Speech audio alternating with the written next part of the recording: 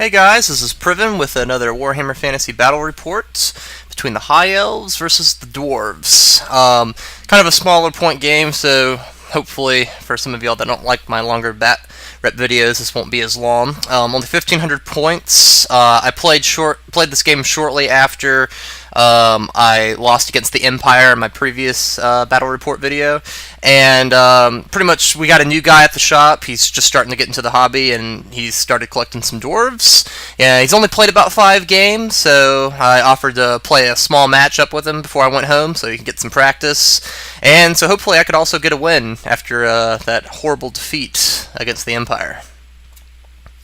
So, like I said, only 1,500 points. So pretty much I just kind of scrambled some stuff together. Basically, we got 30 spearmen there. Nothing fancy. They got the standard discipline, full command. Reavers with bows and spears. They were all also full command with some points. In the back there, the Swordmasters were being proxied as Phoenix Guard. There was 20 of them with the Razored standard. Full command. My Phoenix Guard didn't get to do too much in my previous game that day, so I kind of wanted to give them another opportunity to actually get them into combat and actually kill some stuff. And right here, 2 Eagles, only 1 Bolt Thrower, just to get some extra points in there. My BSB, typically, if y'all seen my previous videos, I pretty much use the same loadout every time. He had the Reaver Bow, the Golden Crown, and the Shield of Merowyn, which gives him a 4-up parry save in close combat. And for my general was the Loremaster, and he had the Book of Hoeth. Finally got to use that, haven't used it in a while, and the Talisman of Preservation, which gives him a 4-up ward save in close combat. I really like the Loremaster. It's not as good as, you know, the Lizardsman Slan necessarily, but in my opinion, it's pretty nice, and so I'm always happy when I get to use it in games. And of course, the Bolt Thrower. So the battlefield is a pitch battle. We pretty much just used one of the tables that was already pre-set up for the campaign. We had a lot of campaign games go on this day, and this was just a board that got left there. And I was like, oh, let's just use this one. We got 3 hills there. Nothing special about them. They're just ordinary hills. 2 rivers and 2 marshes. A ruined building, and then the Sphinx statue that you can walk up to it, and it will ask you a riddle, which I think it's to take a, I think it might be initiative test or something, and if you pass it, the character gets a buff with one of its statistics, and if you fail it, it eats your soul. Needless to say, no one really goes and asks the poor Sphinx what its riddle is. Okay, so my opponent is the Dwarf player. Like I said, he's only played about 5 games, and he was okay with me making a battle report. He just really wanted me to stress that he was kind of experimenting with list building. He completely built this list himself. Didn't really I kind of lightly checked it, but overall, that's good quarter of this game is building lists and stuff like that. So I thought I was pretty proud of him. I fought him 1 or 2 times before. He's pretty much always used kind of a shooting range list army, and he hasn't been able to beat me. But so I think he went a little more close combat oriented with this list. So these right here are Longbeards. I think there's 20 of them. He had full command right there. These guys right here, they're being as y'all notice, these are all proxies. He just started collecting models, and I'm really lax with proxies since I proxy stuff myself. And right here, these are, I believe, Hammerers. I've never really fought the new Dwarf Codex much, to be perfectly honest, so I was kind of curious to see what these guys could do, and I think he was too. I apologize if I get their stats wrong, but I believe he had them kitted out with great weapons. And the thing about hammers that I thought was interesting is that they were stubborn, and we didn't find that out until after the first round of combat, which I thought was pretty cool. I mean, they're going to stick around kind of like White Lions. And right here in the middle, basically, those 2 cannons that he has are being proxied as organ guns, and he wanted 1 more piece of artillery. He really likes artillery, so he still wanted to bring 3 pieces. And so I'd let him use one of my bolt throwers right there as to be a cannon. So both the cannons are being proxied as organ guns, and the bolt thrower is proxied as an actual cannon. And his 3 characters right there, He had a Runesmith on the right. In the middle is his BSB. And his general, it was a very killy general, I believe. I think it had a great. Either his BSB was very killy with a great weapon, and his general had a shield and really tough armor save. Might have got that mixed up one way or another. But yeah, this is 1,500 points of Dwarfs, and needless to say, I was excited, because as a High Elf player, I always enjoy fighting the Dwarves. Alright, so this is the deployment. Pretty much, I put one of my eagles behind that building right there. I was trying to kind of keep it alive for a turn. Kind of had the bolt thrower off in the corner by itself. I was kind of hoping that he would kind of go after that, maybe with his hammers, or shoot at that and kind of leave the rest of my army alone.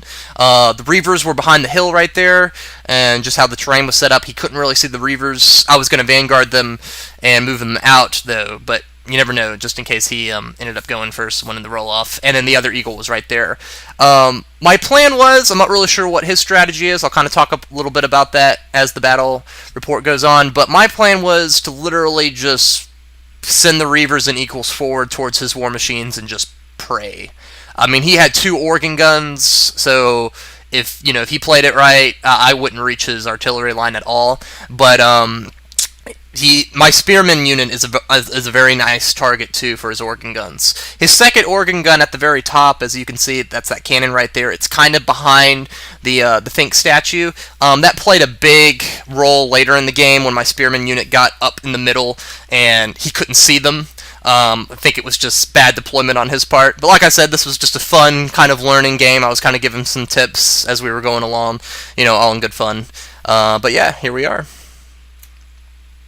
Another view of the deployment. This shows more of my bolt thrower right there. His hammers are right across from there, and they're kind of directly facing the Phoenix Guard. I think we were both excited to see who would win more in close combat, his hammers or the Phoenix Guard. Both units are immune to psychology. He has the great weapon, so he's going to win me on anything but ones. But I got a 4-up ward save. I'm pretty much guaranteed that. And my Phoenix Guard with the Razored Standard and with halberds pretty much got rid of his armor. So it was going to be close. It was definitely going to be a close matchup, and I was very excited to see those 2 units go at it. Alright, so High Elf turn 1 movement. Basically moved the Phoenix Guard up towards the hammers, kind of taunting him. The Eagle also moved up, and the Reaver and the other Eagle moved up. Basically, the Reavers were just hightailing it, trying to, maybe, hopefully do something. I'm not really expecting much, to be perfectly honest. After playing Empire several times, and I've played Dwarves in their old codex a couple times in the past, pretty much Chaff is just used to take hits from artillery. Though, he has to shoot at it. Because if he does it, then I'm going to destroy his artillery pieces. But I'm viewing this as he's not going to shoot at my spearman or my Phoenix Guard for a full turn. He's going to be busy with my chaff. So, the stare down between the hammers and the Phoenix Guard. Definitely building up momentum for that battle. So, basically, my magic phase. I put Earthblood on my spearman just in case. Remember, he has 2 organ guns and the cannon, so he might not use everything to shoot at my chaff. He might turn 1 organ gun on my spearman, and I would hate for him to get 20 shots off on the spearman. I mean, he's just going to be... I believe the organ gun's strength 5, and he'd just be going right through him. So I want them to have some form of defense. My BSB with the Reaver bow actually gets a kill. Always makes me happy when my BSB pulls out the bow. I'm really into the fluff. If you guys already know, I'm just picturing my BSB just firing that arrow and just hitting Dwarf right in the eye. And this is the end of High Elf turn 1. Nothing pretty much happened. Kind of did Earthblood. He kind of negated my other magic stuff. I did forget to mention his 2 units had some sort of ruin that gave them Vanguard as well, but with my Vanguard moving the Reavers up as I did and stuff like that, he just opted not to Vanguard really much. I kind of shut him down on that. Okay, so his hammers make the charge. They go into the river. It turned out to be a blood river, which basically didn't affect the combat at all. And he easily made that charge. And so those 2 units are locked in combat. His cannon fires and kills the eagle on the extreme left. Was really hoping that he would overshoot or something would happen, but Dwarven cannons are a lot more reliable than the Empire cannons are. They don't really misfire too often, and yeah. His organ gun also opens up and kills all the Reavers outright. I'm not going to say I was too upset about this because I kind of expected it, but I was kind of happy. I was like, okay, good. That's 1 less organ gun that's going to shoot at my spearmen. The other eagle's still alive. Kind of, it has the option of going towards his organ gun that just killed the Reavers or the cannon. His 3rd cannon fires. He basically places, I think he placed it like 4 or 6 inches out, and he got a 10, and it completely overshot the eagle. This happens, unfortunately, with, I've only played 2 or 3 games against this guy, but his Dwarven cannons seem to overshoot quite a bit. So if you have any tips for him, leave some comments on the video, because I'm not really too familiar with cannons, but he overshot, so not good for him. Of course, the challenge happens. My Phoenix Guard champion and his Hammer champion step out to start duking it out. I get 2 attacks. I think his champion gets 3. I think Hammers have 2 attacks base, which is pretty nasty. Almost kind of like Swordmasters, but they seem a little bit more scary than Swordmasters do. But I have always strikes first, so I'm really hoping that, all I need is just to get 1 attack through and wound him once, and I'll kill him. So this is the dead at the result of combat. He ended up winning the challenge, unfortunately, and basically he killed 3 of mine. I killed 4 of his, but he got the charge on me. So we tied combat, but since, he was in the river and I wasn't, I was steadfast and he was not. So he lost combat. So he had to take the leadership test, but he was stubborn. So thankful for that. So he was on leadership 9. Dwarves have really high leadership. I really didn't realize that till playing this game. I always thought they were maybe like lead 7 or lead 8. Like High Elves were, but their base units being leadership 9, it kind of made me a little jealous. This is how it looks at the end of Dwarf Turn 1. His hammers, of course, hold on leadership 9. Kind of risky there. Kind of a new mistake and a new player. His hammers are definitely out of range from the BSB. So, he really could have lost the game at turn 1 at this point if he would have got a 10 or 11 or 12. Very unlikely, granted, but it still could have happened, and I could have ran him down. I still kind of make this mistake sometime. My BSB is on the corner of my Spearman unit, and so I was just within 12 inches of my Phoenix Guard. And, so I was going to keep my Spearman back to have that reroll just in case I needed it.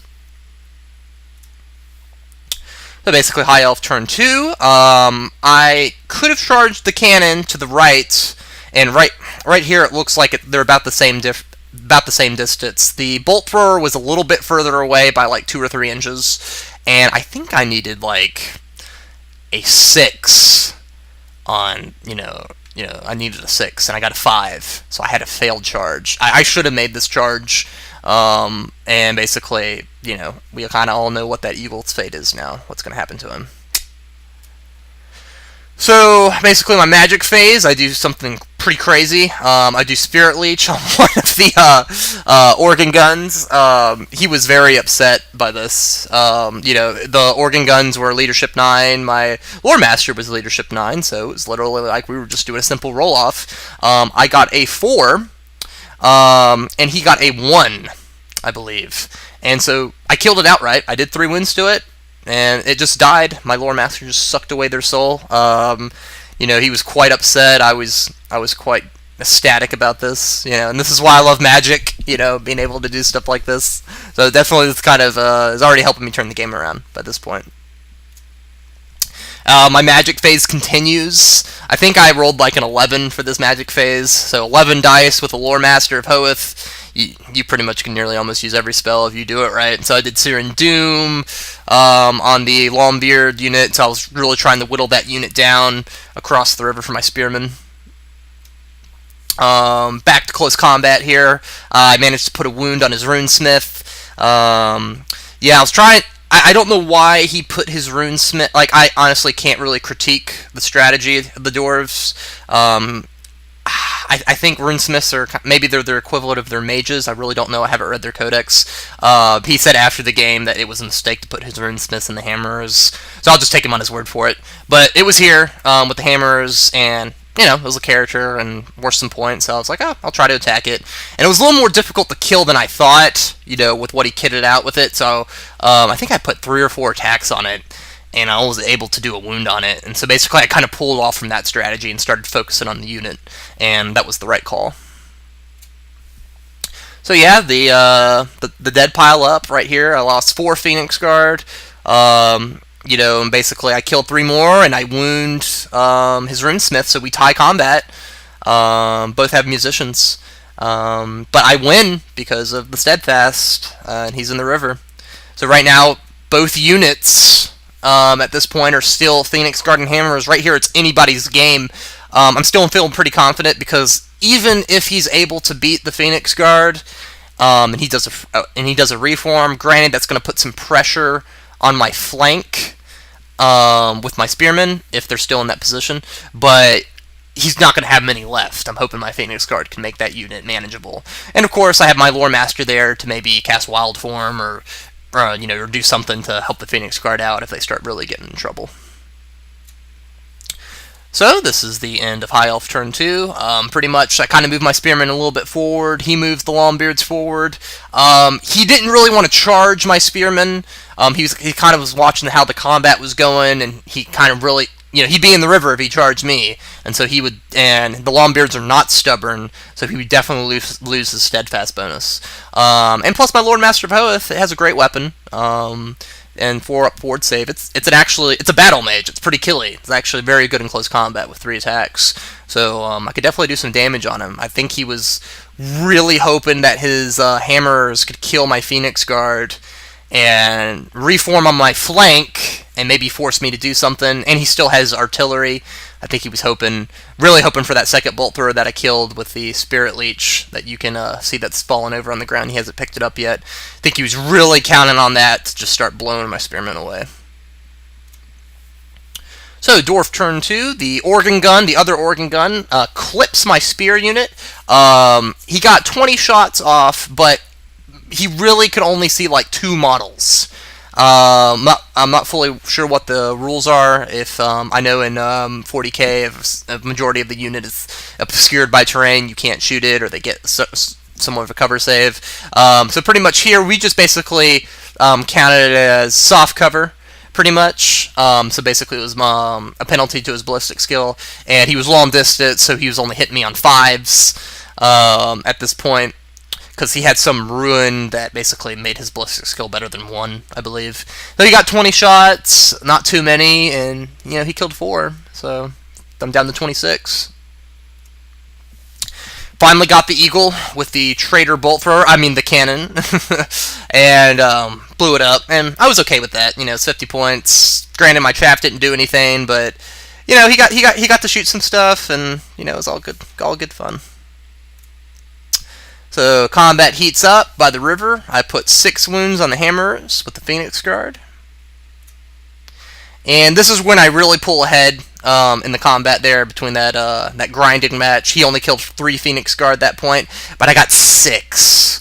But it doesn't matter because the hammers are stubborn. But at this point, I was like, okay, the Phoenix Guard are going to win this battle on that flank. But the Dwarfs, being the stubborn that they are, they continue to keep pressing. So it's still, you know, just because I have always strikes first, you know, that's the only reason why I'm feeling confident about that, because I'm going to hit him before he can hit me with those big axes. Oh, this is the end of Dwarf 2. He did not decide to charge me across the river. He still thinks it was the correct call. I honestly don't know. I think he was kind of in a bind, because if he didn't charge me and I beat his hammers, all I could do was just keep hurling magic at the Longbeards, and he'd just have to keep taking it. Notice I haven't really recorded my shooting phases that much, the high elf shooting phases. That's because my bolt thrower wasn't doing anything. I kept trying to get that other organ gun, but it being toughness 7, there just really wasn't much for me to shoot at. And also, I was trying to conserve my battery for my camera. It was running low because, you know, it took pictures from my previous game against the Empire, so I was having to like save pictures. But yeah, my bolt thrower didn't do much, if y'all were wondering. So high elf turn 3. That's what it's looking like. I don't charge him either. I'm content with sitting here. That statue is providing me great cover. I think I do move up though, so he honestly can't see that unit at all. He still has his cannon, so he might be able to snipe my general, you know, if I failed my lookout sir and I failed my ward save. But yeah, for the most part, I'm content with my Loremaster just doing magic. And that's exactly what it's doing. And I got a miscast. Do the biggest fireball, 3d6 into the Longbeards. Got a miscast. It was like, oh, this could just be just my luck. My general gets sucked into the warp.